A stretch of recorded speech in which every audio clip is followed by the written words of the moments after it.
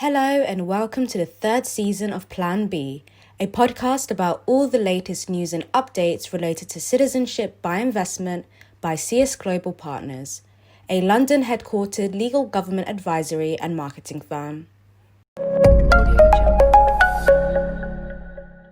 My name is Aisha Mohammed and I'm your host. On behalf of CS Global Partners and the Plan B team, we wish you a very happy new year. 2020 was hard on all of us in different ways, and we just like to thank you for listening to us along the way to learn about securing your Plan B if a crisis like this were to happen again.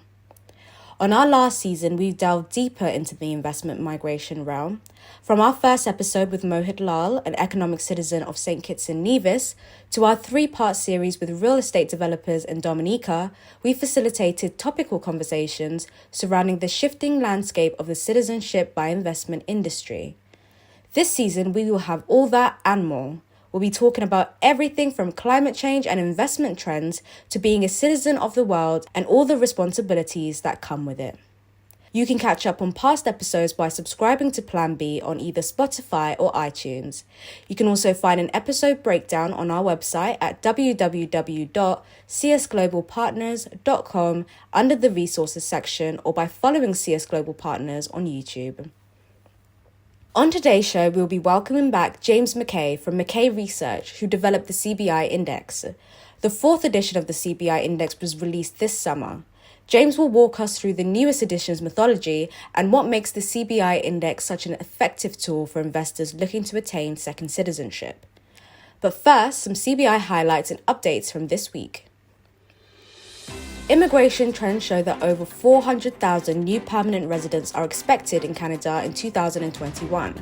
The country plans on welcoming the newcomers in an effort to boost the economy and recover from the impact of COVID-19, and also balance the potentially negative fiscal impact shaped by Canada's aging population and low birth rate. The Residences at Secret Bay, a luxury resort in the Commonwealth of Dominica, has reported that 27% of its citizenship by investment contracts came from African nationals. Industry experts forecast the number to rise to 35% in 2021 as Nigeria, the continent's fastest growing market, continues to seek second citizenship. During the 2021 budget address, Prime Minister Timothy Harris revealed how St. Kitts and Nevis' Citizenship by Investment program supported the nation over the last year. According to PM Harris, the program has been a significant contributor to the nation's economy. This has ensured that the revenue generated under the program was channeled into boosting national development and protecting its citizens during the pandemic crisis. And those are this week's CBI updates. So welcome back to Plan B and Happy New Year, James. Firstly, congratulations on the release of the fourth edition of the CBI Index. How does it feel to finally have it out? Feels great. It was a lot of work. Big changes in the latest edition in terms of the methodology, but I think it was well received. Of course, it was a necessary update as well, and very happy to continue on with the CBI Index and add value to the industry. Great, so let's just get started. The CBI Index is a guide that provides accurate, up-to-date information on all active citizenship by investment programs. Was it difficult to work on the 2020 edition of the index because of the many changes to the CBI industry, some due to the ongoing pandemic? Well, I think you're absolutely right to point out that the rapidly evolving nature of the CBI industry, it does reflect the many changes that we see in the world around us, both economically and politically, but also, of course, from a health and well-being standpoint, as we've all seen in 2020 and continue to experience now. And as you probably know, every year we undertake a comprehensive primary and secondary research and analysis from relevant industry sources, including legislation, government circulars, application forms, interviews with industry stakeholders, as well as macroeconomic statistics. And indeed, much of this process was already underway before many of the large impacts of COVID-19 made themselves felt.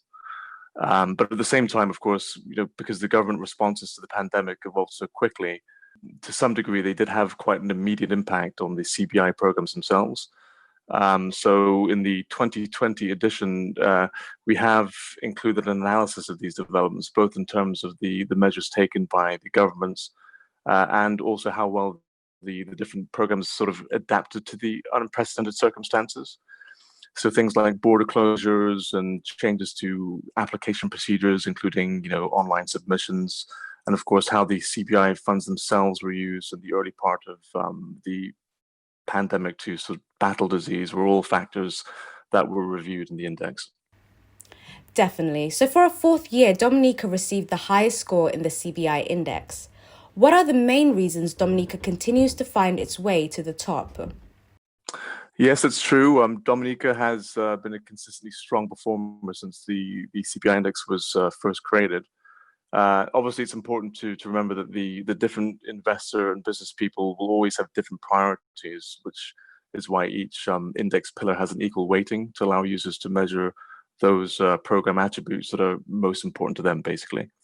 But Dominica's success can really be attributed to a strong performance across several pillars. So, and including minimum investment outlay, mandatory travel residence, citizenship timeline, ease of processing, and of course due diligence. And additionally, with respect to the 2020 edition, I'd also say that Dominica scores very highly in the new family and certainty of product pillars. On our last season, you took us through the 7 pillars that have been part of the index since its inception. However, as you mentioned, this year 2 more pillars were added. Why did you feel the need to add the family and certainty of product pillars for this edition? Well, that's another excellent question. I think, first of all, as we noted already, given the rapid pace of change in the industry, it is my opinion that any tool designed to measure the CBI programs must itself evolve to reflect these changes, as they just occur in a vacuum. So, for example, the family pillar, which measures the degree of flexibility of a program to add dependents and other family members to a primary application, we felt that was very important to create, simply because so many investors are now seeking to include a wider variety of family members in an application. And in 2020, we saw a number of CBI programs respond to these investor priorities and demands by expanding their definition of dependent. So here, of course, the difference between a program that allows for the inclusion of a parent or sibling, or older dependents, or even dependents from a partner's previous marriage, can really make all the difference for the applicant. In terms of the other new pillar, the certainty of product pillar, that measures the program's certainty across 5 dimensions, basically, and they are longevity, popularity and renown, stability, reputation, and adaptability. So we felt that was important to include because of the rapid growth of the industry again, it really is becoming increasingly important to have a robust means of evaluating the different products on the market. As like any other investment space, not all products are created equal. So again, just in summary, the addition of these pillars very much reflects how a tool designed to evaluate CBI programs must actually keep abreast with the changes in the industry itself. Yes, I have to agree. 2020 saw a lot of changes in terms of CBI. Some would agree that before COVID-19, greater visa-free or visa-on-arrival access was an investor priority. Do you think this priority has shifted? And if so, what priorities do you think have become stronger? Yeah, I would certainly say that the pandemic has, to an extent, shifted investor priorities, and on many levels, there will be sort of a reassessment that's taking place, a reassessment of priorities as a result of the pandemic, because simply due to unprecedented closure of borders around the world, and many investors have just simply found themselves grounded in their own countries. So, on a very basic level, the all important issue of where you can go with your entire family with fewer restrictions on movement, etc., is rising in importance undoubtedly. And here you have to say perhaps parts of the world that are a little bit more remote and have less cases of COVID-19 may increase in desirability going forward for sure. I think the other important point to mention that is it's all too easily forgotten that the number of golden visa programs and CBI programs actually increased quite quickly after the 2008 global financial crisis. And the investments that came about as a result of this played actually quite a big part in bringing these countries out of the recession. So clearly we're in a situation now where governments are realizing that with correct due diligence procedures in place, etc. Establishing these programs can help them secure much needed foreign investment and attract people with proven business success and valuable networks, etc.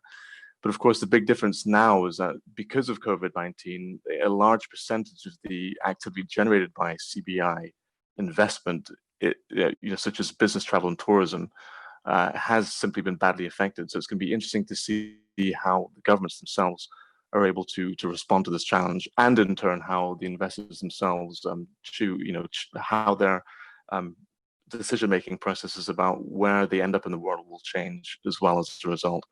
Definitely. And now looking to the future, if we were to ask you about what the ranking may look like in the late summer of 2021, when the CBI Index is generally published, what would you predict? Well, for sure, certain things will stay the same and consistent, but others will definitely be in flux.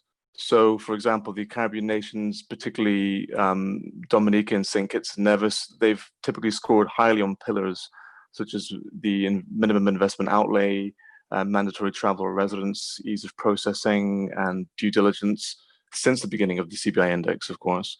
And I just don't see any significant changes there.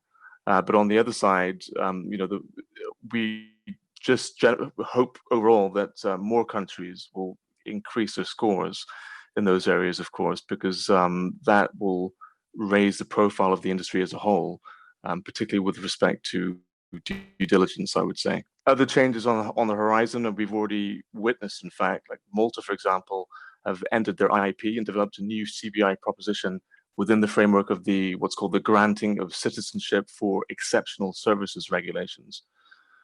So there are changes there, and of course, the biggest shock, undoubtedly, was the sudden end to the Cyprus's CBI program. Because just as it seemed as if the country had made the necessary changes to the program over the last 12 to 18 months, which included changes to the investment fund structure and more stringent due diligence checks, the program disappeared virtually overnight, and the investigations, I believe, are still ongoing. So now that Bulgaria and Malta are the only remaining EU CBI programs, it'll be very, very interesting to see and monitor how these programs fare with respect to the increasing European Commission scrutiny. And finally, another interesting aspect will be to monitor whether countries make adjustments to the program price levels as a result of COVID-19 and the related economic impacts. So, for example, Jordan lowered its minimum investment outlay threshold, and they did that actually despite high application numbers. At least those numbers that were reported officially by the government. So it will be interesting to see if other countries decide to follow that example. But in any case, as always, it will always be interesting to see how the industry changes in the coming year, particularly as COVID-19 vaccines bring hope to people and reinvigorate the economies. Those are all our questions. Thank you so much for joining us today, James. We have appreciated all of your insight. And this concludes the first episode of Season 3. If you have any topics or questions you'd like for us to discuss on Plan B, let us know and we'll be happy to have an expert address your concerns. Next Wednesday, we'll be back with Annika Söderlund, a legal assistant at CS Global Partners. Annika will walk us through the details of Dominica and St. Kitts and Nevis's due diligence procedures. Until then, if you have any questions about CBI or would like to find out more, please visit www.csglobalpartners.com. Thank you for listening and stay safe.